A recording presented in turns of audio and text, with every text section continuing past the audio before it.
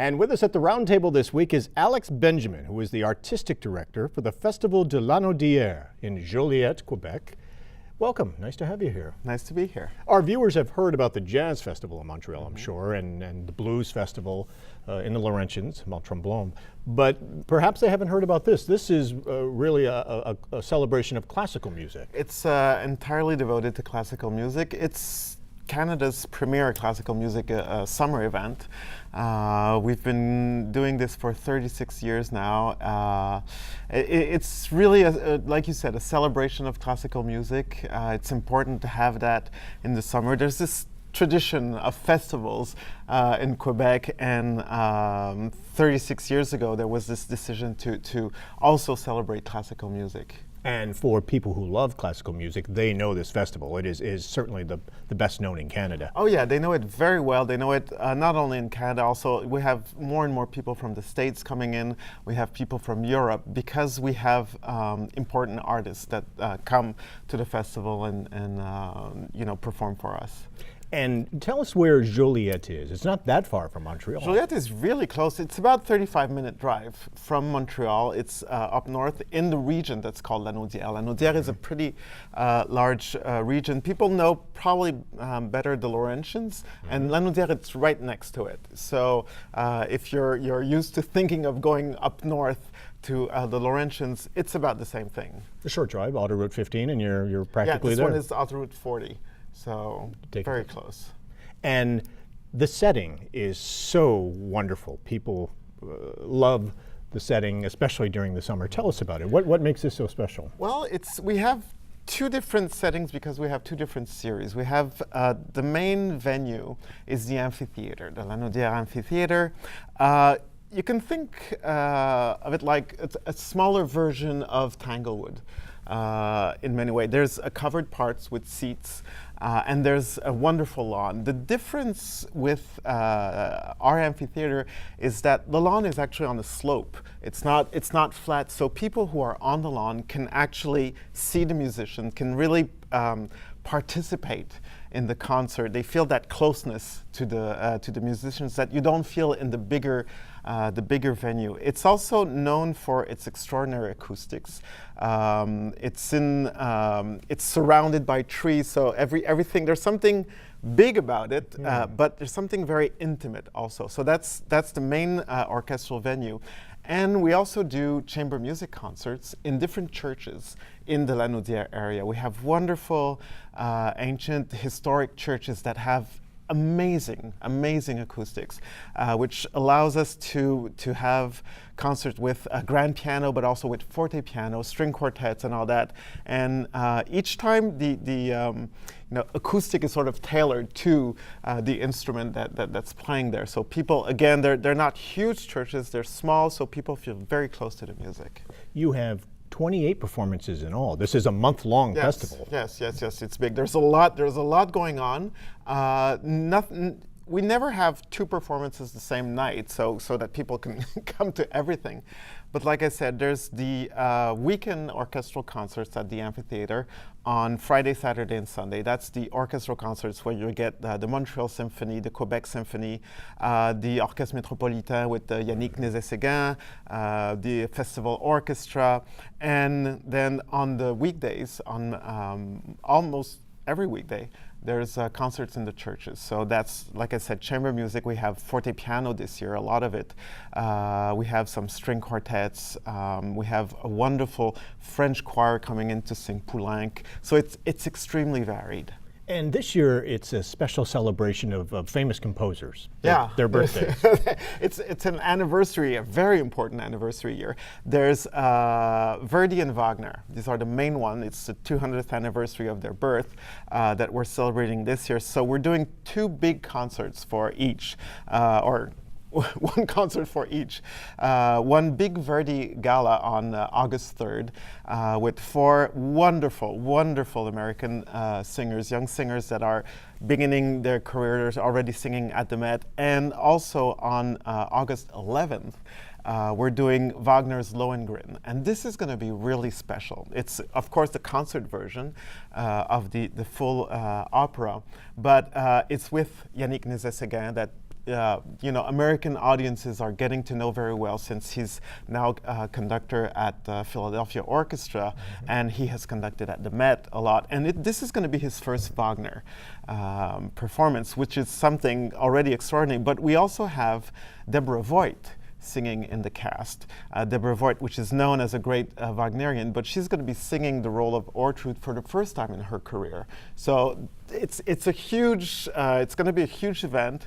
There's also other anniversaries. There's Lustoslawski that's going to be done at the opening concert. We have Poulenc, it's the 50th anniversary of his death. There's some concerts devoted to Poulenc. There's Benjamin Britten also. We have a concert featuring Britten. So, like, I think the term celebration is really appropriate for a festival. That's what a festival should be, and that's what we try to be. I mean, classical music isn't as serious as some people want it to be. There's a festive aspect to it, and I think in the summer it's even easier to make that aspect come alive. You know, people at the festival, we talked about the venue. I mean, there's this lawn, people come and have a glass of wine before the concert, a picnic, and so there's something casual and there's something fun about it, about celebrating music that people love. And it's an incredible lineup, but you don't have to be a true classical music lover to really appreciate this. And that's really, you're hoping to maybe reach out to a new generation of people, people in the States,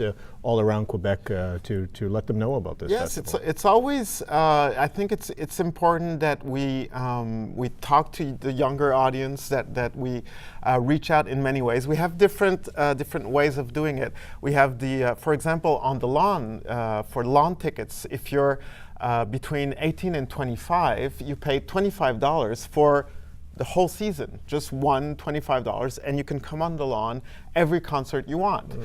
If you're under 18, it's free. So there's a lot of little things that we do. Also, the repertoire is always extremely varied, so that there's something that everybody can. There's something for everybody. There's a couple also of I have a tiny series, chamber music series, more with contemporary music. In the bar, which is fun. So you have people coming in and having a beer while they're listening to a string quartet. So these are all little things that we try to do to bringing a new audience, and of course going towards the States a little bit more, and Ontario also. I think there's a lot of classical music lovers, and it's what you said is very important, that don't know the dates of when Beethoven lived and what's a sonata form, and starting to realize it's not important. It's your reaction to music that's important, and that's basically our public. I mean, it's amazing the feeling of happiness and the smiles that I see after concert. There's something very pure, very rich about music that people feel in this type of very relaxed venue. And it's affordable, as you said, the tickets. Tickets are very affordable. People can look on our website. I don't know the whole the whole ticket by heart, the whole ticket prices, but it's very, very, very affordable. That's has always been important for us. If we want people to come to classical music, that's one way of doing it. It's making it affordable so that people don't feel it's a constraint. I mean, especially in the summer. I mean, people have so much entertainment they want to see. And what's fun about coming to Lanaudière is that you come in a region where there's also a lot of other stuff going on, and you can go through Montreal where you can stay and go see other stuff. And so if you've been to Montreal and you've done that, this would be a great new area to explore. Definitely. Wonderful. And Lanaudière.org would be the best place to go, the website, to find out the lineup of concerts and all the information. Exactly. All our schedule is there, all the information you need, directions to go there. There's also information about lodging. There's a few hotels or some nice bed and breakfast. Like I said, Montreal isn't too far, so you can stay there also. There's some wonderful, wonderful restaurants in Lanaudière. It's really, you can find some really fine cuisine there. We have people coming sometimes, you know, we wonder if they're coming more for the restaurant before the concert than for the actual concert. But it's really a nice region to Fine explore. food and fine music. Exactly, exactly. Now, let me ask you for this week's show. So you kick it off this Saturday, July 13th, and it's sort of a tradition now to kick it off with a concert by Alain Lefebvre. Yeah, Alain is our artistic ambassador. It's wonderful to have him aboard in our team because he spends a lot of time talking about the festival. He has this wonderful radio show where he brings music to people in a very simple and direct way. I think it's one of his wonderful strengths to be able to talk about music. And he's, of course, a fantastic musician. He's a great pianist. And he's doing for us this year Ravel Piano Concerto in G, which is a very rich and colorful and sensuous work. And with with the concerto, we're also doing Ravel's Bolero, which, you know, it's one of those standards, that, of course, and strangely that hasn't been played at La Naudière, I think, for 15 years. But we like to mix it up too, because with that we have the Lutosławski Concerto for Orchestra, and I think that's also, typical of the festival to have the standards, things that people know they will love, but also things to just stimulate their curiosity and bring that extra sparkle. And having, like I said, Alain there to open it up is very special. And it's always nice to have something new, and so for you it must be exciting to have the special celebration of the composers this year. Yeah, it is. It is. I think, like I said, it's part of the celebration to do that. We don't have a theme. General, I tend to avoid themes because then all the concerts end up sounding the same. But the variety and the feeling that we're paying tribute to the great composers is important. Alex Benjamin, thank you very much for taking the time to come talk with us. My pleasure.